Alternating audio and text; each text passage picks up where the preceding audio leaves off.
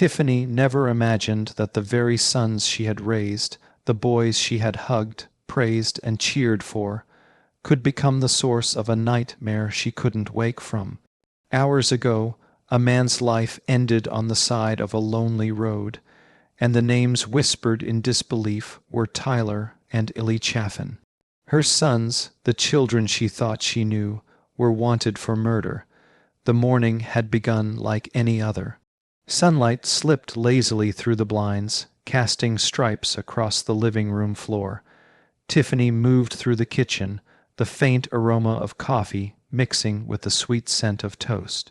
Tyler, 17, shuffled by with a sleepy grin, muttering a casual morning before grabbing a bowl of cereal.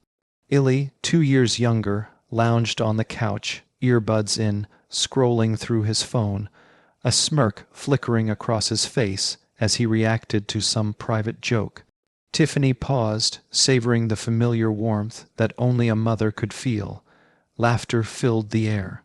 It was ordinary, it was safe, it was the calm before the storm. The house was cluttered in the way all family homes are. Laundry baskets teetered in corners, dishes piled slightly too high in the sink, the hum of a neighbor's lawnmower drifting through the open windows. Every little sound reassured Tiffany. These were her sons, her world. Nothing could shake the life they had built together, nothing except the day that was about to unfold. By midday, subtle signs began to unsettle her.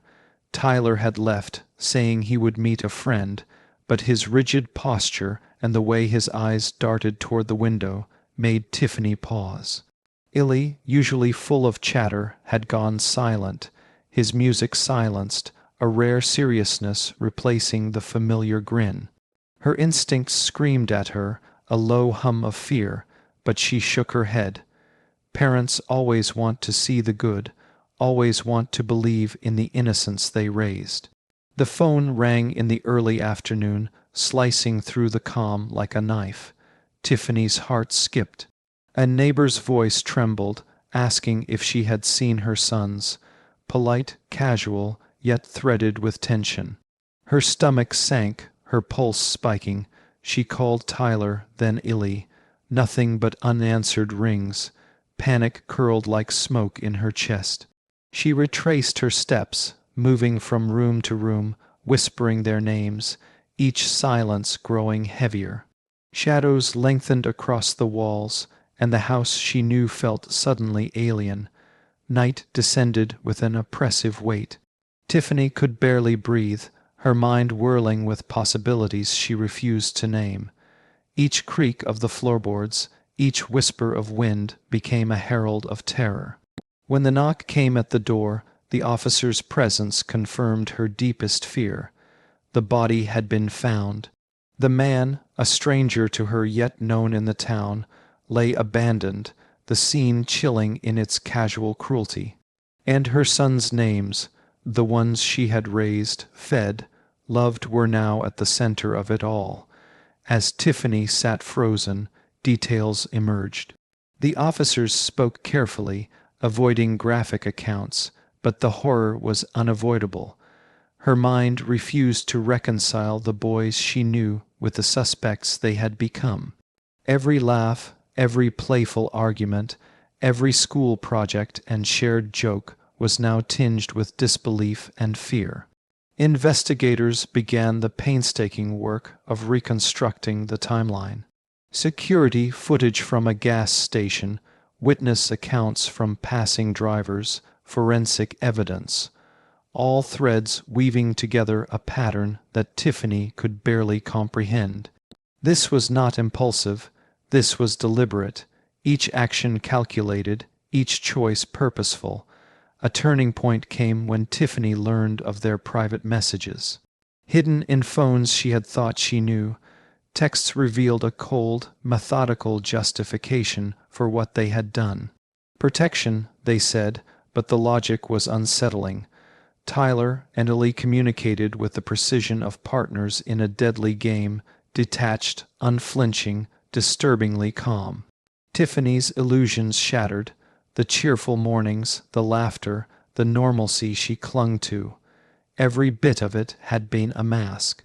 She replayed memories in her mind, searching for clues she had missed. Late night disappearances, small untruths, odd excuses. Each moment now twisted into a fragment of truth she had never wanted to see.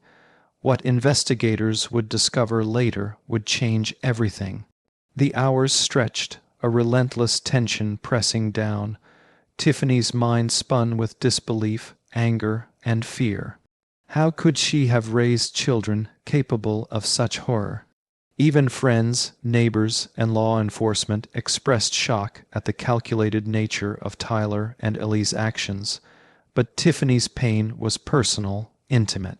Every smile now seemed like a deception, every memory a warning she had failed to heed. Psychologists who would later speak with her described her condition as acute trauma compounded by moral shock. Every reflection on the past, every recollection of laughter, every routine chore was now filtered through the lens of betrayal. The house that had once been a refuge now held echoes of fear, reminders of innocence lost. Neighbors whispered of strange behavior, late night outings, and fleeting glimpses of tension that no one had connected. The town itself seemed to shift, ordinary streets and familiar homes now tainted with suspicion and dread. Tiffany began to realize that the impact of her son's actions extended far beyond her family. It was a ripple touching everyone connected to them, a wave of disbelief, fear, and grief that could not be contained. Even as Tiffany grappled with the immediate horror, subtle threads of unease wove into her consciousness. Every ordinary moment, the shared breakfast, the walk to the corner store, the mundane arguments took on new, unsettling meaning. Her mind traced patterns she had refused to see, small cracks in the facade that had been there all along. In the quiet moments, Tiffany wondered if she had ever truly known her children. The fear, the betrayal, the horror, it pressed in from every direction, suffocating and relentless. And yet, as night deepened, the questions only multiplied, each one more haunting than the last. Dawn broke over the town, but Tiffany's world remained suspended in a haze of disbelief. The sun filtered weakly through the blinds, but light offered no comfort. Her sons, her children, Tyler and Ellie, were no longer just teenagers, they were the center of a horrifying investigation, and every moment since last night had felt like a slow descent into age. Nightmare she couldn't escape. Police presence had turned the street into a surreal theater of tension. Cars parked along the curb, officers moving with quiet authority, neighbors watching from windows with expressions Tiffany couldn't read. Every knock, every whisper, every glance felt magnified. She had barely slept, her mind racing through memories, conversations, moments that once seemed ordinary now loaded with sinister significance. As investigators walked her through what they had uncovered so far, the depth of planning became apparent. Tyler and Ellie had not acted in a moment of anger. Every movement, every decision, every small choice had been carefully calculated. Evidence suggested the attack had been premeditated. The message logs, once hidden, revealed a methodical strategy, a chilling detachment, a precise orchestration of events that Tiffany struggled to reconcile with the sons she knew. Neighbors recounted seeing the boys in unusual places, times that had never seemed noteworthy before. A walk at midnight, a lingering glance at an empty street, conversations whispered with strangers in the park, all fragments of a story Tiffany had never wanted to know. Investigators pieced together these small observations like a puzzle, each piece adding weight to the impossible truth. Tiffany tried to hold onto fragments of her old life, but the cracks were widening. Her mind replayed every ordinary morning, every shared meal, every laugh now tinged with suspicion. How could she have missed the signs? How had she been blind to the subtle ways her son's behavior had shifted, the moments where they had whispered lies, hidden their movements, or carried a calm too precise to be casual? The media descended as word of the crime spread. Reporters camped at the end of her driveway, cameras capturing every reaction, every hesitant step she took outside. Calls came incessantly from relatives, friends, and even distant acquaintances who wanted to offer support but only deepened the sense of exposure.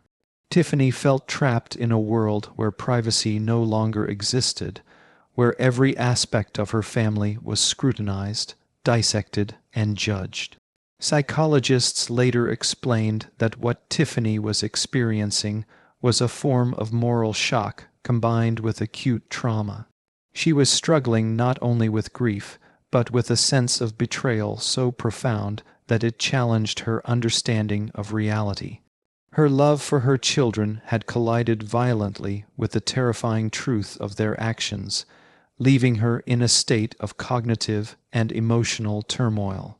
Investigators revealed more about the crime itself, carefully avoiding explicit details, but painting a clear picture of intent and consequence.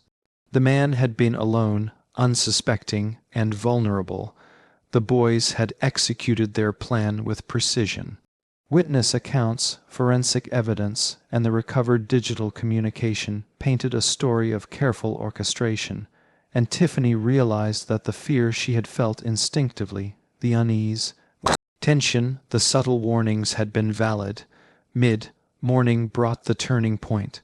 Tiffany learned that the boys had planned not only the act itself, but had discussed potential outcomes, escape routes, and the minimal risk of being caught.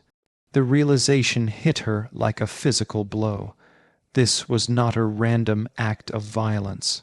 This was the manifestation of a logic she could not comprehend, a reasoning so cold and precise it defied everything she knew about her children. As the hours passed, Tiffany's understanding deepened, but so did her despair.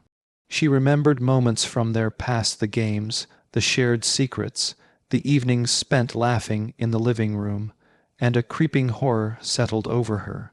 Each memory was tainted, each recollection a reminder of the duality that had existed beneath the surface. She had loved them without question, without reservation, unaware that the faces she kissed and praised hid a darkness that was now terrifyingly real. The town reacted with a mixture of shock, fear, and fascination. Social media exploded with theories, posts, and speculation. Friends whispered behind hands, neighbors crossed streets to avoid her gaze. Tiffany felt alienated, as though the life she had known had dissolved overnight, replaced by a reality she could not control or escape.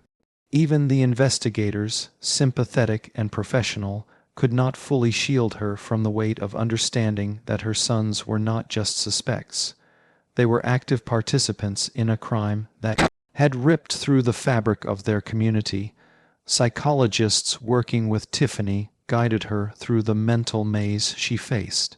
She grappled with the impossibility of reconciling the boys she loved with the individuals she was now forced to confront. Sleep became a fragile, fleeting shadow. Even brief moments of rest were punctuated by nightmares and flashes of memory, a constant replay of ordinary events now laden with foreboding meaning.